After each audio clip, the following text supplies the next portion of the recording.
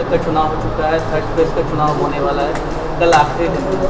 लगातार आप मेहनत कर रहे थे, क्या रिस्पॉन्स आपने देखा? आप कल नीचे बता रहे थे 95 सीट के बारे में, डिटेल में क्या बताएंगे? देखिए, पहला चरण और दूसरा चरण का मतदान हुआ, इसके लिए हम बिहार के मतदाताओं को धन्यवाद करेंगे। और बेरोज़गारी जो मुद्दा रहा, ख़ास तौर पे कमाई, पढ़ाई, दवाई, सिंचाई, ये अहम मुद्दे रहे। और बेरोज़गारी का केंद्र बिहार है, 46.6 बेरोज़गारी दर है बिहार का, जो कि देश में सबसे अधिक है। और सबसे नौजवान प्रदेश अगर कोई है देश का तो वो बिहार है। मुझे खुशी है कि इस कोरोना काल में भी लोगों ने बढ़ चढ़ कर के लोकतंत्र के इस त्यौहार में हिस्सा लिया। और एक तरफा हम कह सकते हैं चुनाव रहा है, और क्लियर संकेत है कि जो एनडीए की डबल इंजन की सरकार है उनका विदाई तय है, और हम लोग कंफर्टेबली मेजॉरिटी के साथ सरकार बना रहे हैं। तीसरा चरण का जो चुनाव है कोसी सीमांचल इलाकों में, जो आखिरी फेज़ है, और कल प्रचार का अंतिम दिन है, और हमने लगभग 243 सीटों में से लगभग एग्जैक्ट तो हमने कैलकुलेट नहीं किया है, लेकिन 220 के आसपास, 220 के पार भी हो सकता है, हमने सभाएं की हैं। और जो उत्साह, जो जुनून, महागठबंधन, हम लोगों के प्रति लोगों का एक विश्वास, उम्मीद जो नज़र आया है। और ख़ास तौर पे एक चीज़ और नज़र आई है कि मौजूदा सरकार से, ख़ास तौर पे नीतीश कुमार जी से, लोग गुस्से में नहीं बल्कि लोग नफ़रत करने लगे हैं। गुस्सा और नफ़रत में अंतर होता है। कोरोना काल में, और ये सीमांचल का इलाका या कोसी का इलाका, जो मज़दूर आए, काफ़ी बड़ी संख्या यहाँ के ज़िलों की थी। जो सरकार का रवैया रहा, व्यवहार रहा, उससे लोगों में काफ़ी आक्रोश है। बाढ़ से ये इलाका प्रभावित रहता है, और सरकार का कोई ध्यान, कोई पूछने वाला नहीं, सरकार से कोई आकर के देखने और पूछने आया। और केंद्र की टीम की तो छोड़िए, कोई आकलन करने की कोई बात भी नहीं की जा रही है। जब बिहार में बाढ़ आए, अभी 18 जिले में लगभग 85 लाख से भी ज़्यादा की आबादी जो प्रभावित रही उत्तर बिहार भर में, तो आप देख सकते हैं कोई सेंट्रल से टीम तक नहीं भेजा गया। और चाहे मुख्यमंत्री लगातार कोरोना काल, बाढ़ काल में आप देख सकते हैं कि 144-145 दिनों तक वो सीएम हाउस में बैठे रहे, पूछने तक नहीं गए। और अन्य प्रदेशों के मुख्यमंत्री जो हैं, बड़ी लोगों के बीच जाकर के उनका दुख दर्द और आंसू पोंछने का काम किया।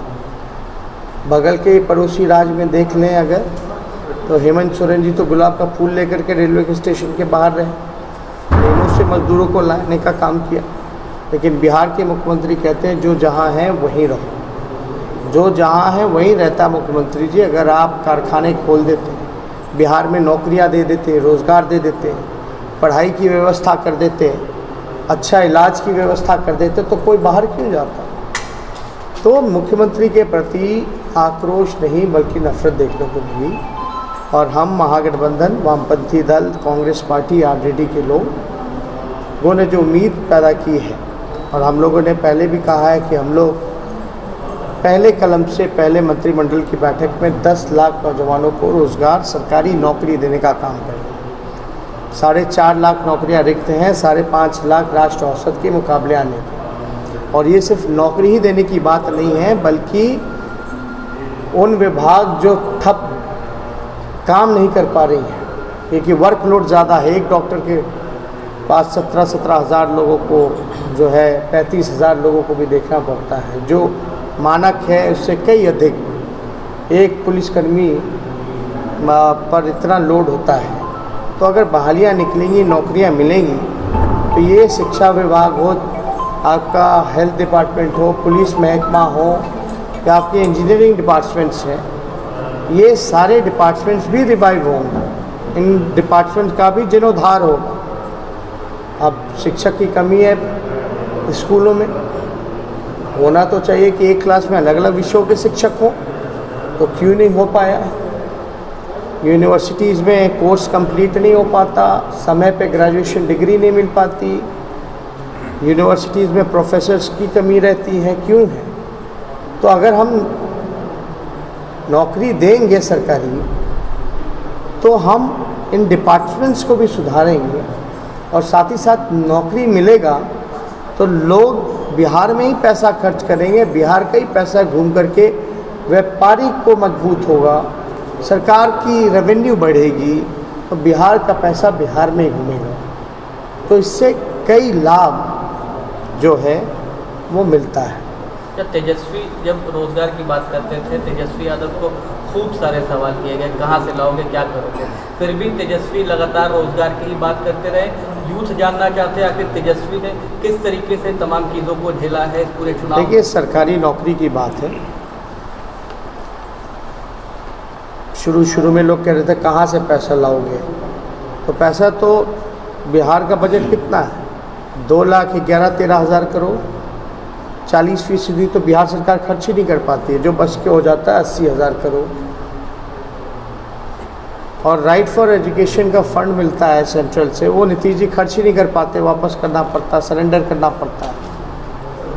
तो 1,05,000 करोड़ तो ऐसे ही, प्लस नीतीश कुमार जी 500 करोड़ का विज्ञापन अपना चेहरा चमका सकते हैं, तो नौकरी करने वालों को उसका सैलरी नहीं मिल सकता। 60 घोटाले में 30,000 करोड़ का घोटाला हो सकता है, तो वो पैसा कहाँ है। तो हम तो यही कह रहे हैं, पैसा है लेकिन सरकार में इच्छा शक्ति नहीं, इच्छा शक्ति की कमी है।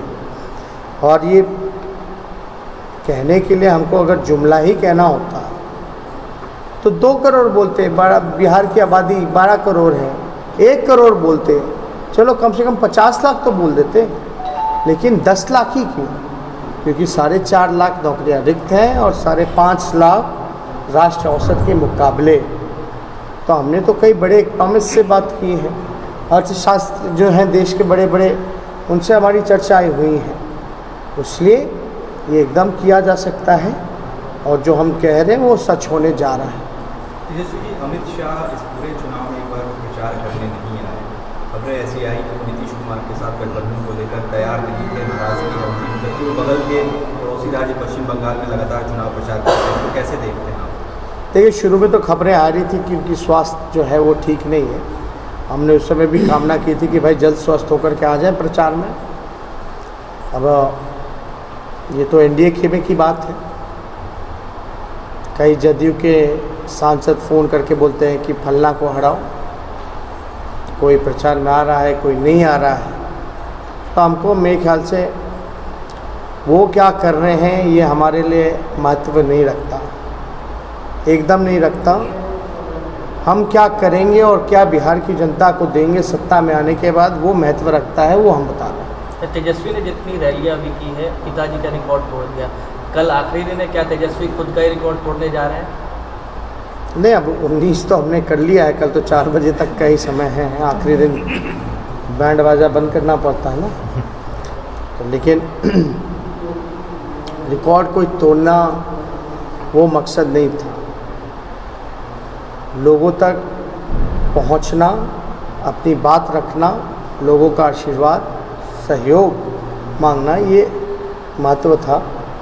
और पहला चुनाव गैर मौजूदगी में राष्ट्रीय अध्यक्ष जी के जिम्मेदारी भी बढ़ जाती है, हम सभी पार्टी के नेताओं के ऊपर, कार्यकर्ताओं के ऊपर, तो हम अपने कर्तव्य को निभा रहे थे। सर, विकास का मुद्दा होता है, सड़क का मुद्दा होता है, लेकिन जनरेशन बचाने का मुद्दा कब आएगा? कोडेक्स और कोडिंग युग सिर्फ युवा पी रहे हैं, बर्बाद हो रहे हैं, तो इससे उबारने के लिए कुछ उपाय है? आप जो सवाल पूछ रहे हैं, एक पीढ़ी तो एनडीए ने, बीजेपी ने, नीतीश कुमार जी ने बर्बाद कर दिया। शिक्षा की गुणवत्ता बची है क्या? नौकरी है क्या? अगर अच्छी शिक्षा मिलेगी लोगों को बिहार में रोज़गार मिलेगा तो हम पीढ़ियाँ जो हैं बिहार का भविष्य सुधार सकते हैं। लेकिन कुछ लोग पास्ट में रहना चाहते हैं और हमें वर्तमान और भविष्य की चिंता है, जो हम अपनी बातों में भी कर रहे हैं। कोसी और सीमांचल के इलाके में ख़ास तौर पे हम कहना चाहेंगे, पिछड़ा इलाका है, गरीबी बहुत है। कोसी और सीमांचल के इलाकों में हमारी सरकार बनेगी तो कोसी के लिए कोसी विकास आयोग का गठन किया जाएगा और सीमांचल के लिए सीमांचल विकास आयोग का हम लोग गठन करने का काम करेंगे, जिससे ये क्षेत्र में क्या कमी रहेगी, जो भी कमेटी का रिपोर्ट आएगा उस आधार पे हम लोग जो है कोसी सीमांचल पे अपना एक मास्टर प्लान बना करके उस हिसाब से बजट में भी एलोकेशन अगर फंड का करना पड़े तो ख़ास तौर पे कोसी और सीमांचल के लिए हम लोग करते हुए एक रोड मैप तैयार करेंगे और उस पर हम लोग काम करेंगे, ताकि कोसी और सीमांचल के लोग पीछे ना छूटे और जिला के मुकाबले बढ़ चढ़ करके बराबरी पे आए। मोदी जी ने ये कहा कि जो लोग उनके कुछ विरोधी हैं जो जय श्री राम और भारत माता की जय के नारे लगाने में उनको तकलीफ होती है, आप लगातार रोजगार और तमाम मुद्दे गिना रहे हैं, क्या आपको लग रहा है कि जो आपका पोजीशन है वो ध्रुवीकरण की कोशिश कर रहा है और क्या वो उसमें सफल हो रहे हैं इस चुनाव में? देखिए, हमने नवरात्र में कलश की स्थापना की थी और संकल्प लिया था।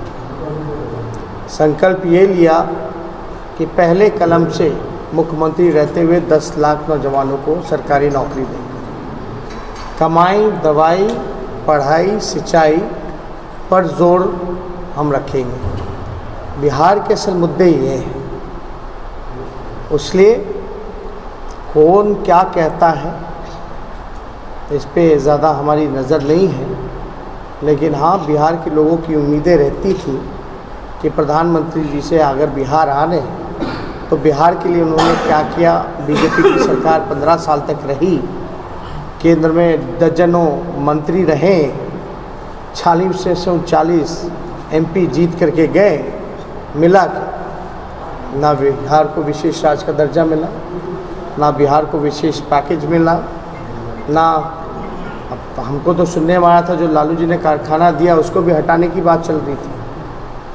तरह तरह की बातें यहाँ का, और एक बेगूसराय में जो रेलवे का है उसको भी हटाने की चर्चा चल रही थी। ये मोतिहारी का शुगर मिल को खुलवा करके चीनी मिल, उसी चीनी का जो है चाय बनवा करके पिलवाने का काम कर रहे थे, पीने का काम कर रहे थे। इन सारे मुद्दों पे सुनना चाहते थे बिहार के लोग। ये भी सुनना चाहते थे कि भाई नीति आयोग के अध्यक्ष प्रधानमंत्री होते हैं, नीति आयोग में हर सूचकांक में बिहार सबसे निचले स्तर पे क्यों है, बताना चाहिए था हमको। शिक्षा और चिकित्सा की तो बात ही छोड़ दीजिए, हर सूचकांक में बिहार जो है फिसड्डी राज रहा। उस पर अगर बोलते भाई बेरोजगारी दर 46.6 बिहार में है सबसे ज़्यादा, आप क्या कर रहे हैं? प्रधानमंत्री से तो लोग ये सुनना चाहते हैं ना। सर, पूरे DGP कैंप करते हैं मधेपुरा में, रहते हैं और कहते हैं अगर नीतीश को वोट न दे तो बिहार बर्बाद हो जाएगा। पूर्व DGP गुप्तेश्वर पांडे, और कहते हैं अगर नीतीश को वोट नहीं दोगे तो बिहार बर्बाद हो जाएगा। एक समय था जब गाड़ी में राफेल का नाम बाहर निकाल कर घूमते थे और दबंगई करते थे, उसे रोका है नीतीश कुमार ने, तो इस पर क्या कहना? देखिए, हम तो कुछ कहना नहीं चाहते। उनका इतिहास जो है अगर देखा जाए तो आप अंदाज़ा लगा सकते हैं उनके व्यक्तित्व का। लेकिन ये वही DGP हैं जो 2 बयान के लिए बड़ा प्रमुखता में आए थे। पहला बयान, बिहार के DGP कहते हैं कि जब वो उनकी भी हत्या हो सकती है अगर वो खुलेआम चले। दूसरा, शराब को लेकर के कि पुलिस जो है उसका भी इसमें योगदान रहता है। तो अब इस पे क्या कहा जाए। लॉ एंड ऑर्डर के सवाल पे जब वो खुद डीजीपी थे, अब तो पूर्व हो गए, तो जब डीजीपी थे तभी अपने सरकार को कटघरे में खड़ा कर दिया था, अपने आप को कटघरे में खड़ा कर दिया था। तो उस पर हम क्या कह सकते तो कहीं ना कहीं ये नहीं लग रहा कि जनता को डराया जा रहा है? हैं। जनता डरेगी ना, जनता को कोई डर नहीं है, किसी से नहीं है। जनता समझदार है, वो जानती है कि क्या करना है। और ख़ास तौर पे बिहार की जनता राजनीतिक और सामाजिक रूप से बड़ी जागरूक है। सर, सोशल मीडिया पे एक वीडियो वायरल हो रहा है जिसमें आप अपने समर्थक को साइड करते नजर आ रहे हैं, लेकिन विपक्ष इसको दूसरे रूप से प्रस्तुत कर रही है, क्या कहेंगे? उनके पास कहने के लिए नहीं है कुछ, हम तो कहेंगे। इस पे हमने कई बार बोला है और जिसके साथ हुआ था उसने भी अपना बयान दिया है और बाद में भी उसने सेल्फी खिंचाई है। रिस्ट्रिक्शन जोन होता है, उसमें आप हेलीपैड पे आने पे किसी को भी रोका जाता है।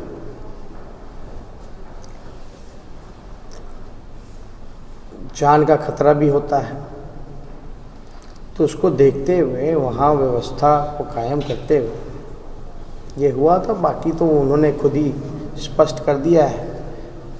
उन्होंने ये भी कहा कि हमारी जान बचाई, और दोबारा वो अगले रैली में भी पहुंच के फ़ोटो खिंचा के गए, तो इसमें हम कुछ नहीं। खास करके कोसी क्षेत्र जो है हर साल बाढ़ से ग्रसित होती है, अगर हम आप तो मुख्यमंत्री बन जाते हैं तो क्या? देखिए, ये तो इंटरनेशनल इशू है। इसमें केंद्र का भी अहम भूमिका होना चाहिए। यही तो हम बात कर रहे हैं ना। नीतीश जी ने क्या प्रयास किया और प्रधानमंत्री जी ने क्या प्रयास किया। हम लोगों का होगा तो हम लोग पूरी तरीके से प्रयास करेंगे। समय एक लास्ट मेरा सवाल है कि ये लालू जी का कर्म क्षेत्र रहा है ये मधेपुरा, तो मेरा ये सवाल है कि उन्होंने बहुत कुछ दिया भी है। रेलवे इंजन कारखाना, स्लीपर कारखाना, विश्वविद्यालय, जो कि सबसे बहुत अरसों से ये था कि विश्वविद्यालय हो मधेपुरा में, वो उन्होंने दिया, और स्टेडियम दिया, बहुत कुछ दिया। मुझे ये कहना है कि तेजस्वी जी आ रहे हैं, ये बिल्कुल एक नया ट्रैक तैयार हो रहा है, सामाजिक न्याय का नवीनीकरण हो रहा है आपके, तो क्या आशा करें कोसी और सीमांचल की जनता आपसे कि सामाजिक न्याय लालू जी ने किया, हम आर्थिक न्याय करेंगे।